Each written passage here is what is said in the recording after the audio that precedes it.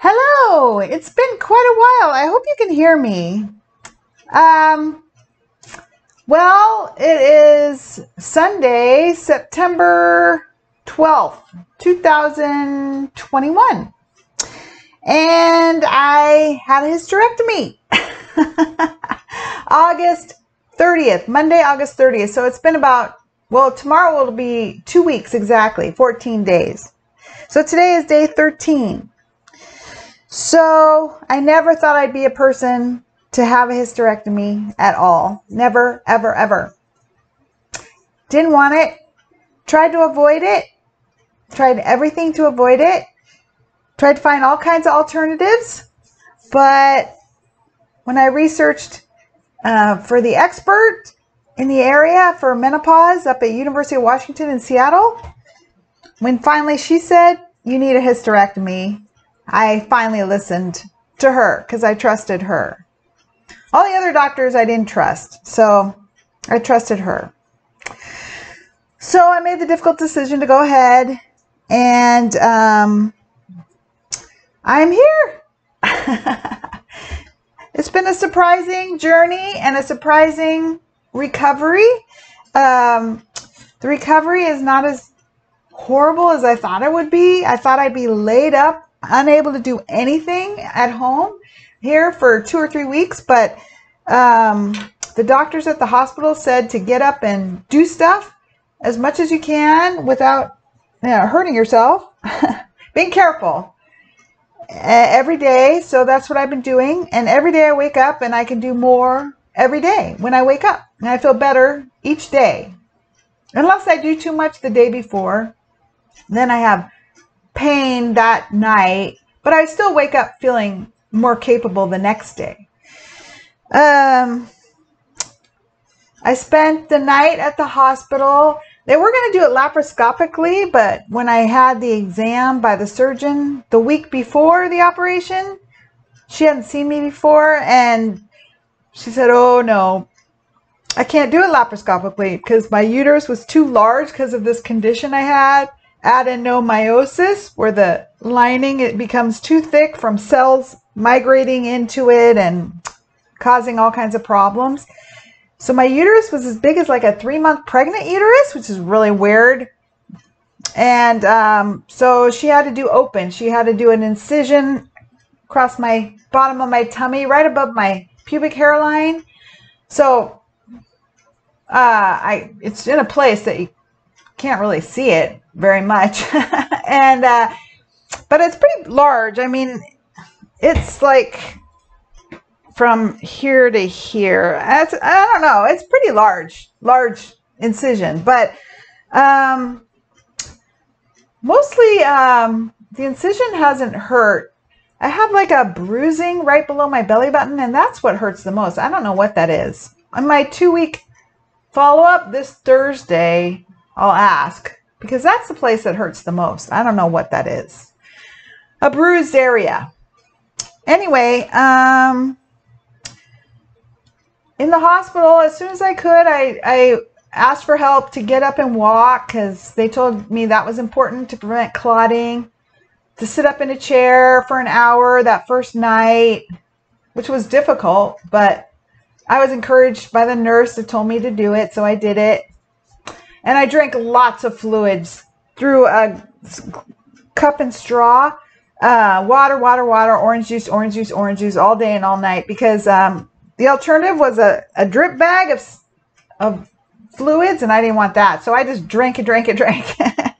And the good news was, things progressed well. I mean, my systems were working, and I was able to pee through a bag at first, catheterized really well. So that was fine. Then when they took that out the next day before I went home, I was really worried about having to sit on the toilet going up and down, because people told me that would hurt the most, but that didn't hurt. The good news is that because I think I'm strong and fit, and I've been working out, CrossFit, lifting weights, running, walks for years now, I think I recovered quite well and quickly. So I think fitness is so important to getting well after a major issue. I just can't emphasize it enough. I mean, because I had strong legs from working out, I was able to get up and down after a abdominal surgery issue. You know, just using my legs and using my arms if I need them. You know, if you don't have leg muscles or arm muscles, what are you going to do? I mean, you're just really incapacitated. So I was so grateful that I have been keeping fit, and the next day after I slept overnight at the hospital, which was nice, I just rested a lot. The next day I woke up at 4 in the morning because I wake up early, and I asked to walk, and I walked all by myself 4 times around the unit, and they're like, "You're gonna go home." I'm like, "Really? Already?" They're like, "You're going to go home. You're doing really great." And I'm like, "Oh, well, that's great." You know, and then sure enough, later when my surgeon came in and we talked about my procedure, she showed me pictures of my uterus, which is really ugly.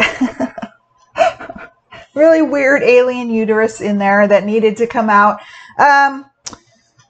She said I would be able to go home. And a couple hours later, they kicked me out very quickly.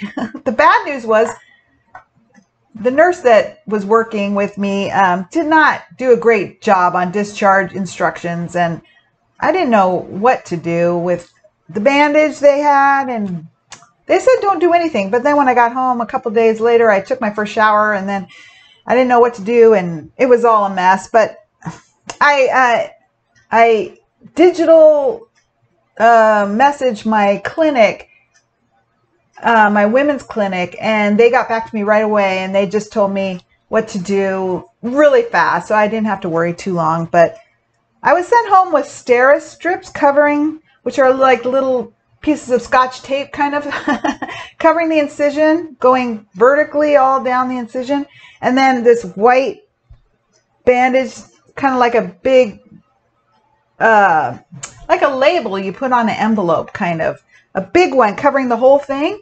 They said just to leave it and not worry about it, and it'll fall off. Well, I don't know what you're supposed to do with that label bandage, whether they were supposed to take that off or I was supposed to take that off. I don't know. But after the shower, my clinic informed me to take off that overall bandage, and underneath the little steri strip stayed on. You leave that on for 7 days according to my clinic, and then I took those off after 7 days, which seemed early to me. Like, 7 days doesn't seem long enough, and I was really worried about that because it felt like an added layer of support for the incision, and it still would have felt like that, but I guess your incision needs to heal by itself. So I didn't have very good discharge instructions. But when I asked a lot of questions in the hospital, and I asked a lot of questions to the nurses, a lot of questions to doctors, and I'm glad I did, because I found out as much as I could think of to find out about the operation, the procedure, how to recover. I asked how to get in and out of bed, how to put on my clothes, how do I get up from the toilet, you know, how do I do this, you know, and the really great nurses walked me through things and were really helpful. I love those nurses that say, okay, just do this and do that, and help me walk through it to show that I knew how to do it and I could do it. So it was such a relief. The other nurses that don't do that are no big help. And what do I do now, you know? So I had some great nurses. I had some not so great nurse, but it's okay. I think everything went pretty well. The doctors and the residents that did surgery said it went uncomplicated surgery, went well. There didn't seem to be any other problems other than my uterus adenomyosis, and they left my ovaries so that I could keep a normal hormonal level going. They took out the uterus, the cervix, and the fallopian tubes. I really didn't want my cervix removed, but they had said in the research it showed that's the best way to do it. So the University of Washington is very good in research, so I believe their research. So I listened to them. So it turns out the open incision, even though I was hoping for the laparoscopic for recovery reasons, I didn't want pain. I wanted to be able to recover fast. I think it worked best because they were able to take out the uterus all in one piece. They didn't have to cut it up like they would for laparoscopic. It was too big to cut up. And they were able to stitch up where the cervix was. They said you can do it stronger stitch this way with an open incision rather than just inside from the internally. And I'm really glad because I want to lift weights and do CrossFit and do deadlifts and all the stuff I usually do. So if they can do it stronger, I'm happy. So I think this was a good way to do it. And so it's 13 days and I have a little soreness, like I said, especially right underneath the belly button where I have that bruising from right after the surgery. I don't know. And let's see so what I've done is, no lifting weights over 10 pounds. Fortunately, my doggie's just about 10 pounds, so she's okay. My Chihuahua. And I try to be very careful. I do everything very slowly and deliberately. They said no twisting. I think right now I can do more twisting, but at first, you don't want to twist. So you just I kept my body just kind of all in one piece, when I move instead of twisting. The hardest thing has been getting in and out of bed and sleeping comfortably. That has been the hardest. It is so hard to lay in bed, get out of bed. I have to sleep on my back because sleeping on the side is not comfortable yet.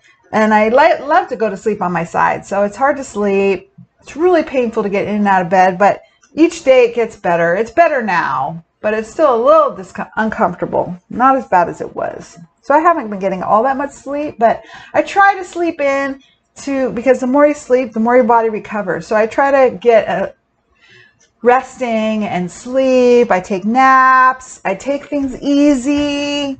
I try to take a lot of walks, really slow walks, but one of the nurses told me to walk normally. Like I was shuffling in the hospital. She goes, "Why are you shuffling?" I'm like, "Well, I'm afraid of going differently." And she said, "No, walk normal." And that was the best advice. I'm like, normal? Like I had a catheter and I was just in surgery and I'm like, normal? But she said, yes, walk normal. So I've been concentrating on that to take normal steps instead of shuffling or anything. So I really concentrate on that when I walk. I just go really slow. I don't exert myself, even though I really want to work out. I really miss working out and endorphins. But I just walk and I walk as far as feels comfortable. When I get tired, I don't want to overtire myself, and I go home and I rest after I walk. I do sit, I nap, I hang out at home, and then when I'm ready to go do something else, I do it. I was afraid of driving because when I watched YouTube videos about hysterectomy, they said you can't drive for 2 to 3 weeks. I'm like, oh my God, I won't be able to drive for 2 to 3 weeks. But when I asked the doctors about that before the operation and after, they said, no, as long as you're not on narcotics, you can drive. I'm like, really? Right after surgery in your tummy? They're like, yep, as long as you're not on narcotics.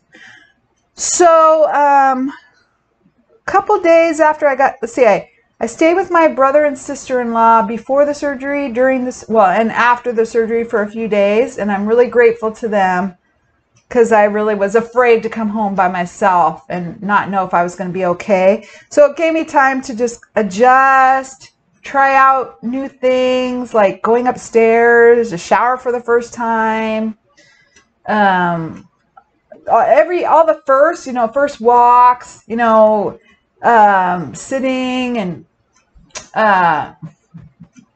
making my meals, everything for the first time I was able to do with some support around me in case I had trouble, but I didn't have trouble. I just took things really slow.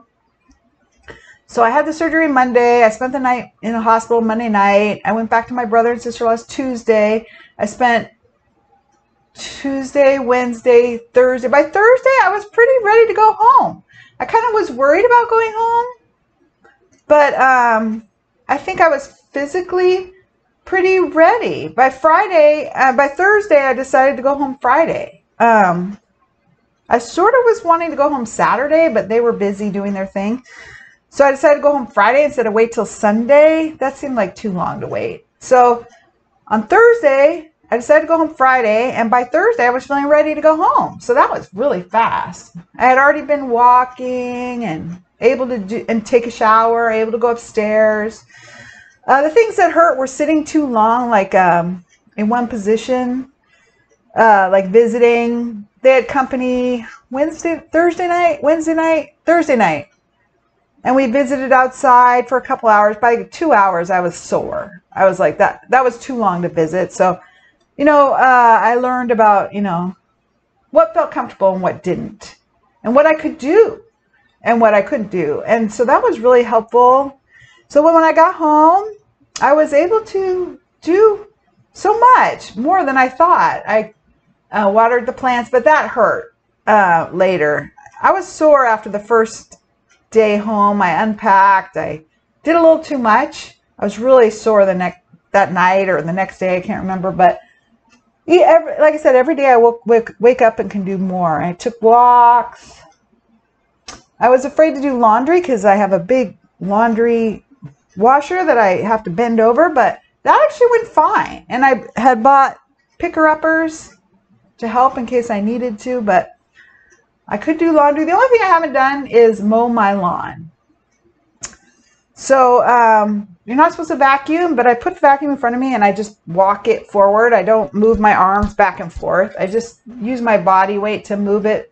And I just do a couple little things and that's it. Like, I don't overdo it. So I try not to do the wrong thing. Sometimes if you do the wrong thing, you feel it and it hurts. So you don't want to do it. So let's see. I'm able to do just about everything now, day 13, except, like I said, I don't mow the lawn. I've driven my car. After a couple days home, actually the first day home, I moved the car a little bit in the driveway. I'm like, oh, what hurts is to get in and out. So I learned, again, to turn my whole body to get out, turn my whole body to get in instead of just swinging my legs in. That hurts. So if you move my whole body in and out with my legs in and out of the car, that's much better. And I got a body pillow for the seatbelt, a belly pillow that I ordered online from YouTube. People encourage certain things. And some were belly pillows, so I got a little square one, a little seatbelt one. And the square one helped on my ride home, all the way an hour home from Seattle. I put that between me and the seatbelt, and that really helped. And with driving, I use the seatbelt size one, and that's fine. So every day I drive a little farther, test that out, because this Thursday I'm going up for the pre-op, and I was going to have a friend drive me, but I'm going to drive myself. It's an hour drive each way. I think I can do it. I have to be careful going in and out of the car, and I'll probably be tired when I get home, but I think I can do it. I've been walking, and sometimes I overdo it, sometimes not. But just keep moving. And so the good news is I'm able to do so much more than I was afraid of. I think I'm healing up good. Well, I didn't take the narcotics because I'm in recovery. I have 32 years clean, and I didn't want to risk taking narcotics if I didn't have to. The doctors encouraged me to take them in the hospital. They're like, you're going to want them. We want you to do stuff and not let pain get in the way. But I thought, well, if pain gets in the way, I'll do it. Take narcotics. But I didn't. I've only taken ibuprofen and Tylenol. Every 3 hours, ibuprofen, 3 hours later, Tylenol, 3 hours later, ibuprofen. And that's what I've been doing. I'm kind of tired of taking all that, but as long as I have a little pain, that's what I'm going to do. I haven't taken narcotics, so that's why I'm able to function. My systems are functioning fine. I'm able to drive. I'm able to do everything because I haven't taken narcotics. So, it's not as horrible as I was afraid of, which is good. I'm able to do so much more than I was afraid of. A little painful and sore at times, but not horrifying. First few days were painful. First week was kind of painful, especially the first few days. First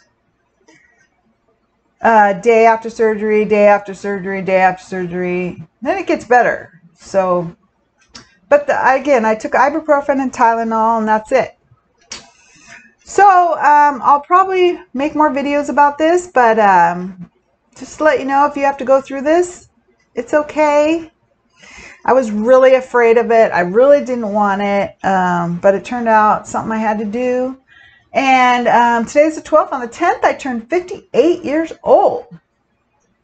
So the doctors kept saying, you shouldn't be having these problems, bleeding, you know, before this issue at 58 years old. Like, this shouldn't be happening. I'm like, well, I'm just waiting for menopause. Well, I kept waiting for menopause for 5 years. I kept waiting for menopause to solve my problems. But that didn't come. My problems weren't solved, and they were afraid there was more problems. So this was the best route, it turns out. So I'm still waiting on the pathology reports. Hopefully there wasn't any cancer or anything like that. It was just this awful disease of adenomyosis, which just turned my uterus into a big floppy muscle that wouldn't clear itself out and didn't operate properly.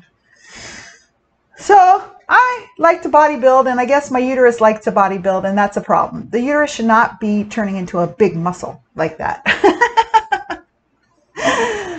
So that's what's been happening, and let's see, 2 weeks. I really look forward to being able to work out again after 6 weeks. I'm hoping they said 6 weeks.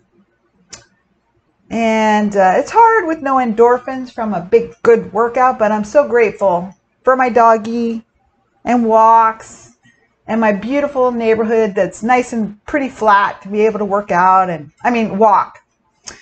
So just to let you know, if you have any questions, write below and I'll add more information if people want to know. Okay, bye.